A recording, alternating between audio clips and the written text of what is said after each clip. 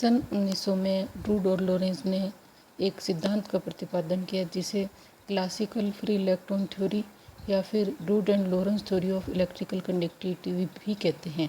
और इस थ्योरी के अनुसार धातु में उपस्थित मुक्त इलेक्ट्रॉन चिरसमत्व सांख्यिकी के नियमों का पालन करते हैं और इनका वेग और ऊर्जा वितरण मैक्सवेल बोल्ट्जमैन सांख्यिकी के अनुसार होता है। It means crystal can be considered as a gas of free electron and this free electron gas is responsible for properties of crystal।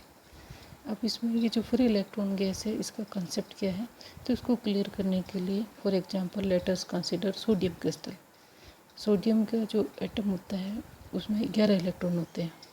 For a free sodium atom 10 of its electrons are tightly bound to the nucleus to form an ion of net positive charge E and the outermost 11th electron moves around this ion.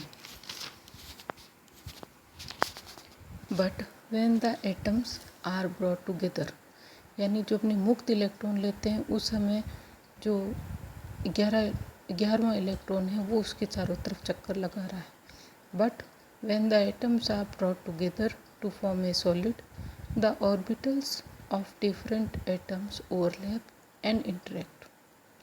और ये overlapping जो है वो इतनी extensive होती है कि जो वैलेंस इलेक्ट्रॉन्स होते हैं जो एक पर्टिकुलर एटम के, वो is no more associated with each atom. अब वो किसी एक एटम के साथ जुड़ा हुआ नहीं है, वो सभी एटम के साथ शेयरिंग में है। Under these conditions, these electrons may be considered as free electron moving in between ion cores of the crystal, as if they were the constituents of a gas called free electron gas। ये जो diagram प्रदर्शित है free electron gas model को दिखाता है। इसमें धनात्मक ion अपनी जगह पर स्थिर है और जो ऋणात्मक इलेक्ट्रॉन है वो इन आयन कोर के बीच में गति करने के लिए स्वतंत्र है और ये घूमते हुए इस धनात्मक आयन कोर से टकराते हैं और टकरा करके अपनी दिशा बदल देते हैं। इन परिस्थितियों में जो क्रिस्टल का अस्तित्व किस प्रकार से होता है, तो इसके लिए ये कारण दिया गया है the electrostatic force of attraction between positively charged ions and negatively charged electron gas is mainly responsible for holding the crystal together, and the mutual interaction between the electrons is ignored in this theory। Potential field is assumed uniform everywhere inside the crystal and the potential just outside the metal is very high। तो इस free electron theory में ये माना गया है कि जो valence electron है हर एक एटम के, वो जब क्रिस्टल का निर्माण होता है तो वो अपने एटम से फ्री हो जाते हैं।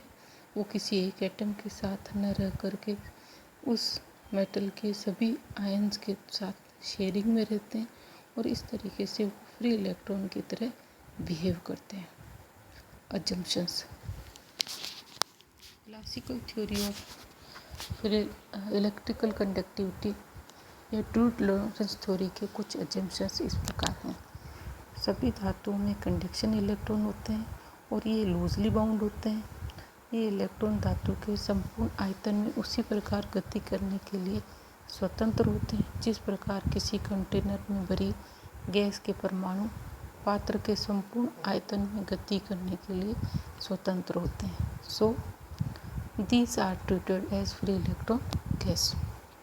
सेकेंड एजम्पशन है धातुओं में फ्री इलेक्ट्रॉन गैस को आदर्श गैस की भांति माना जा सकता है, परंतु यहाँ कुछ विभिन्नताएं भी होती है। पहली है कि आदर्श गैस उदासीन होती है जबकि फ्री इलेक्ट्रॉन गैस ऋण आवेशित होती है। दूसरा, आदर्श गैस में कणों का घनत्व कम होता है जबकि फ्री इलेक्ट्रॉन गैस में इलेक्ट्रॉन संख्या घनत्व अधिक होता है। तीसरा एजम्पशन है फ्री इलेक्ट्रॉन आयन कोर के बीच रेंडमली मूव करते हैं और स्थिर आयन कोर से टकराकर दिशा बदल लेते हैं या ऊर्जा की हानि नहीं होती है। चौथा है इलेक्ट्रॉन इलेक्ट्रॉन इंटरेक्शन नगण्य होती है। पांचवा, गतिशील इलेक्ट्रॉनों का वेग मैक्सवेल बोल्ट्जमैन सांख्यिकी के अनुसार दिया जाता है। छठा है कि बाह्य विद्युत क्षेत्र की अनुपस्थिति में माध्य वेग 0 होता है, परंतु v स्क्वायर का जो एवरेज वैल्यू है वो 0 नहीं होता है।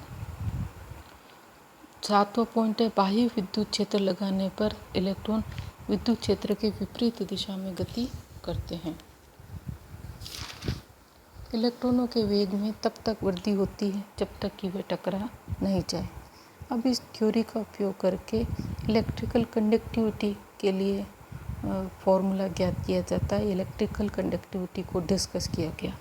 तो इलेक्ट्रॉन की जो ड्रिफ्ट वेलोसिटी है उसमें परिवर्तन दो कारणों से होता है। पहला है बाह्य विद्युत क्षेत्र के कारण लगने वाले बल के कारण जो ड्रिफ्ट वेलोसिटी में चेंज है -q(E(x)/m। यहाँ पे m इलेक्ट्रॉन का मास है और जो E है वो इलेक्ट्रिक फील्ड x दिशा में लग रहा है, q इलेक्ट्रॉन पर आवेश है। दूसरा, चालक आयन तथा इलेक्ट्रॉन के मध्य टक्कर के कारण अपवाह वेग में कमी की दर अपवाह वेग के समानुपाती होती है। So rate of change of drift velocity due to collision is directly proportional to drift velocity vd, और इसको जो प्रोपोर्शनलिटी कांस्टेंट है उसको लिखेंगे अल्फा। यहाँ पे log vd is equal to -α_t plus constant of integration c। Condition लगाएंगे कि जब t 0 है तो जो ड्रिफ्ट वेलोसिटी वो अधिकतम है वो vd 0 के बराबर है। उसको हल करने पर vd is equal to vd0 e⁻⁻⁴t। जब t जो है उसको ले लेते 1/α, उस समय जो vd है वो v0 vd@0 और e⁻⁻1 के प्राप्त होता है।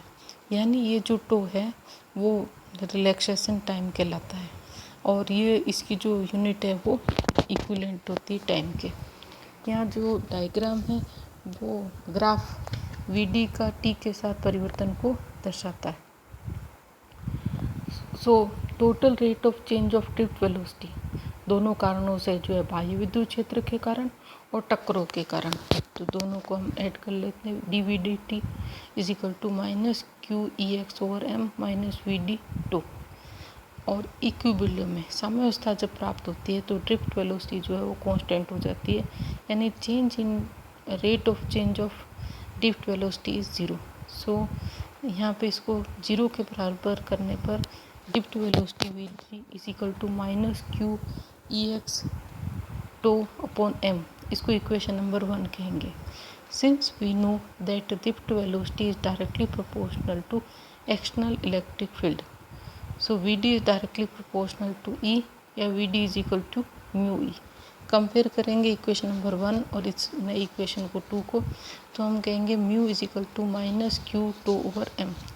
Since current density J is equal to sigma E, but J is equal to -nqvd, जिससे J is equal to -nq(μE),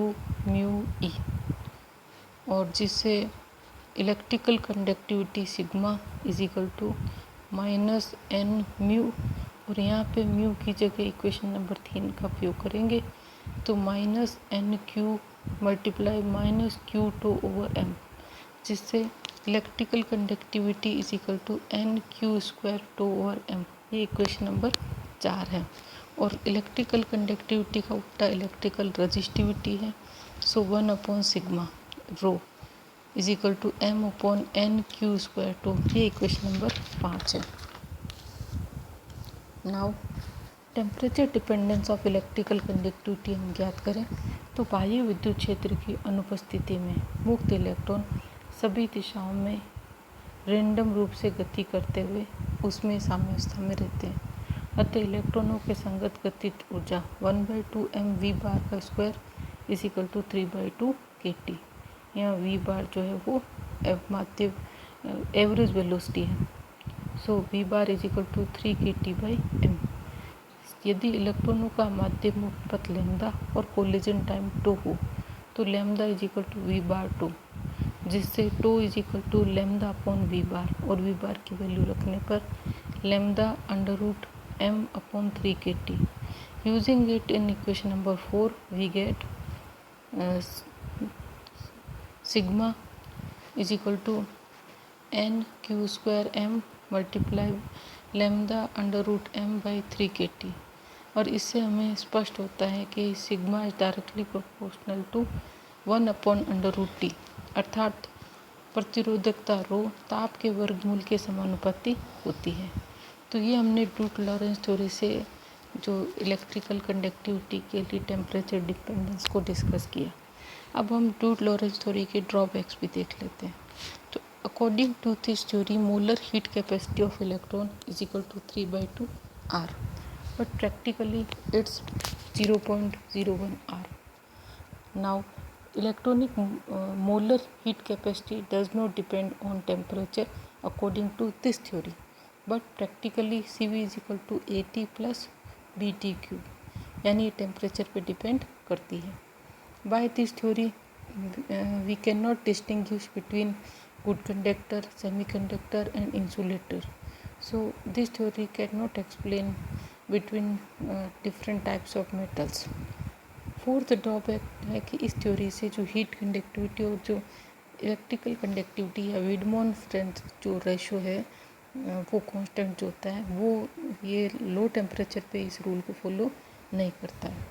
और लास्ट फिफ्थ जो ड्रॉबैक है कि इस थ्योरी के अनुसार जो इलेक्ट्रिकल कंडक्टिविटी होती है फिर इलेक्ट्रॉन थ्योरी के अनुसार वो directly proportion two electron concentration के। तो ये जो डाइवेलेंट है या जो ट्राइवेलेंट है, डाइवेलेंट जैसे कैडमियम, जिंक है, ट्राइवेलेंट मेटल्स है जैसे एल्यूमिनियम, इंडियम है, उनकी इलेक्ट्रिकल कंडक्टिविटी ज़्यादा होनी चाहिए मोनोवेलेंट मेटल्स जैसे कॉपर वगैरह के, लेकिन होता इसका उल्टा है। तो ये जो फ्री इलेक्ट्रॉन थ्योरी है इस असंगति को दूर नहीं कर पाई या समझा नहीं पाई। तो इसके बाद हम दूसरी जो थ्योरियाँ हैं फिर इलेक्ट्रॉन थ्योरी के अलावा जो कि धातु की इलेक्ट्रिकल प्रॉपर्टी को एक्सप्लेन करती हैं उनको डिस्कस करेंगे।